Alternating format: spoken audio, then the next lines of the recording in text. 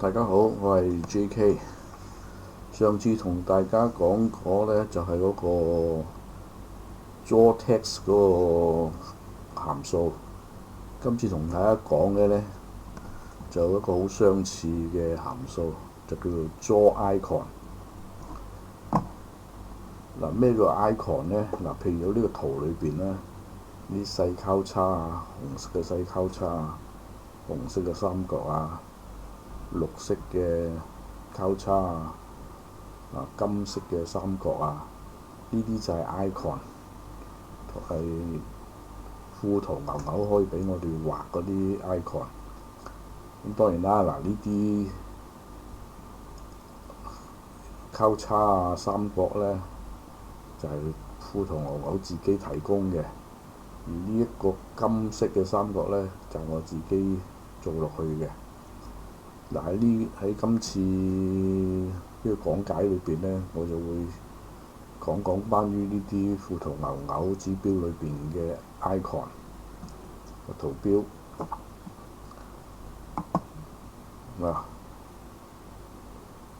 首先我哋睇翻嗰個 icon 嗰個用法先。icon 嗰用法同我呢個呢就係 drawIcon，同之前 JAWText 呢係好相似嘅，都係當呢個條件啱嘅時候呢，佢就喺嗰個價位嘅位置呢，就畫低嗰個個圖標號嗰個圖標。咁啊，富圖牛牛呢，就一共有1至41個圖標提供俾我哋可以用嘅。嗱，咁我哋依家呢，就做一個簡單嘅編輯，就會畫出富圖牛牛現時俾我哋個圖標嗰啲形狀。咁我哋就知道有啲咩圖標可以俾我哋選擇用啦。嗱，去翻我哋呢個程序裏邊睇睇啦。嗱，因為佢呢個編輯器裏邊呢，就冇嗰個好似 Basic 裏邊嗰個 for next loop 啊嗰啲語法俾我哋用嘅，我只可以就係一句一句咁樣寫落去啦。但寫落去都唔係好複雜嘅啫，就用嗰個複製黏貼咁就好快做到噶啦。跟住再改翻嗰啲1、2、3、4咁出到嚟噶啦。咁呢度嚟講呢，我哋就做到咩呢？就做到60個，由1到60，睇下有啲咩圖標俾我哋用嘅。咁先頭我哋都講過啦，富圖牛牛呢，提供俾我哋嘅就有41個圖標嘅。咁我哋做咗出嚟之後，發覺原來呢，佢喺42之後呢，就重複噶啦。嗱，呢度呢個就對應翻呢個啦，呢個對應翻呢個啦。嗱，如果我哋淨係想顯示出上邊嗰啲圖標，而下邊呢啲唔顯示嘅時候呢，我哋點樣做法呢？因為我哋呢個程序裏邊呢，就由1開始由圖標1開始去到60噶嘛。咁其實我哋只要將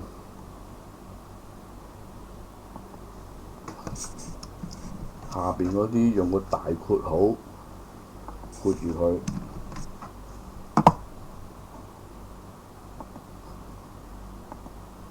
咁佢就唔會顯示噶啦。咁即係話呢，大括號有個功能嘅，就係編程語言裏邊嗰個呢備註功能。備註咗之後呢，佢就唔會顯示噶啦，唔會執行噶啦，只係做一個説明啊諸如此類嘅嗰啲做法嘅啫。嗱，睇翻呢個圖表裏邊嚟講呢，頭先我哋講過42喺度空白，但係40嗰度嚟講呢，又係睇唔到有啲咩喺度嘅喎。其實我哋都轉，因為呢度呢，佢係一個白色嘅方格仔，我哋而家白色嘅顯示皮膚底下呢，睇唔到佢嘅。嗱，如果我哋將個皮膚改為黑色嘅話呢，我就會見到白色嘅方格㗎啦。咁即係話呢，圖標嚟講呢，即係都牽涉到我哋嗰個顯示嗰個情況嘅，個皮膚情況嘅。選唔啱皮膚呢，睇唔到呢個空白嘅。即係如果用淺色嚟講呢，就當為一個空白嘅啫。只要喺深色嘅皮膚底下呢，先見到佢係一個白色嘅方格嘅。嗱，我就比較喜歡用淺色嘅顯示嘅。嗱，另外補充翻上一次我哋講嗰個 draw text 裏邊呢，有啲要説明一下嘅。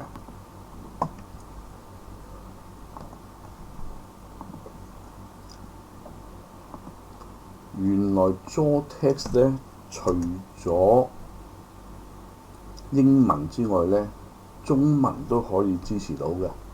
只要我哋將嗰個中文字放喺嗰兩個引號裏邊呢，就可以顯示到出嚟㗎啦。我哋改咗之後，保存翻。我將呢個刪咗佢先，再開翻嗰個 icon。嗱，中文字我哋原來都可以顯示出嚟嘅。咁另外呢一個符號呢，頭先喺我哋嗰個 icon list 裏邊呢係冇嘅。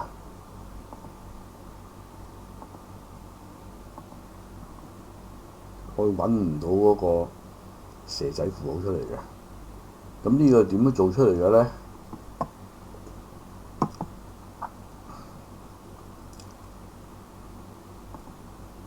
其實我哋就係利用咗 Word 一啲符號，譬如由呢個蛇仔呢，我就用呢一個，只要將呢一個符號搬過去，我哋就可以喺富圖牛牛嗰度顯示出嚟㗎啦。嗱，呢一個嗱，因為嗰個頭先所講個空白嗰度，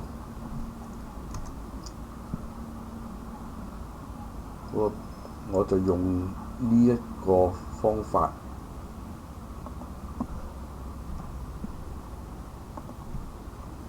擺落嗰個 list 裏邊。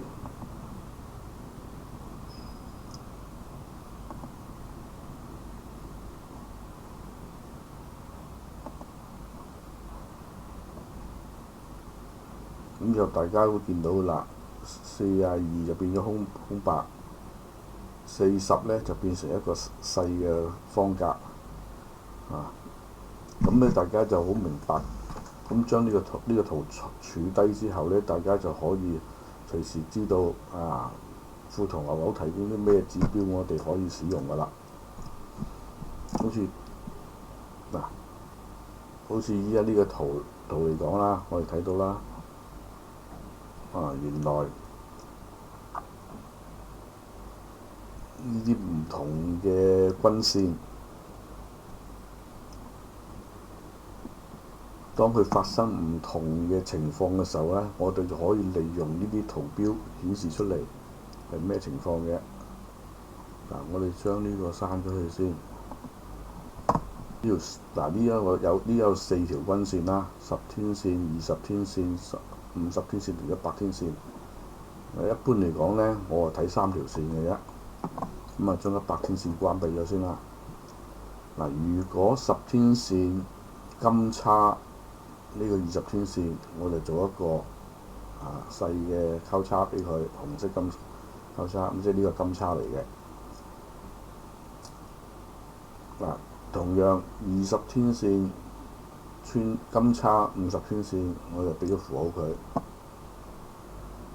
調翻轉10天線死叉50天線，我就做一個綠色嘅交叉去。10天線死叉50天線，我做一個綠色嘅交叉俾佢。咁一睇到呢啲交叉，我就知道呢個位置有金叉，有死叉，咁就可以幫我哋做到個決定啦。呢個時候我哋應該係咪買入呢？呢個時候我哋應該係賣出呢？當然啦，如果你做咗啲策略之後，你亦都可以用 draw text 將呢個交叉直接變為賣出，或者直接變為買入，咁就好明白啦。呢個三角形係咩意思呢？就係話出現咗金三角，3條均線點樣通過咩方法金叉之後就會出現一個金三角嘅形態。咁因為呢邊出現咗啦，咁我就標一個金三角喺處咯。至於點樣做呢啲咁嘅編程，咁喺以後呢，我會同大家講解一下，其實都唔好複雜嘅啫，好簡單嘅啫。咁最後要講一講嘅，因為編程裏邊嚟講呢，因為我哋係可以將中文符號、中文字符引入去呢度嚟使用嘅。咁如果我哋好多時候忘記咗個輸入法個狀態嘅時候，將其他嘅呢啲引號呢啲括號用咗中文輸入法底下嘅括號呢，咁副圖牛編出去呢，係當係一個錯誤嘅，係編輯唔到嘅。譬如好簡單舉個例，我將呢個我轉咗輸入法先，中文輸入法，將呢一個變為一個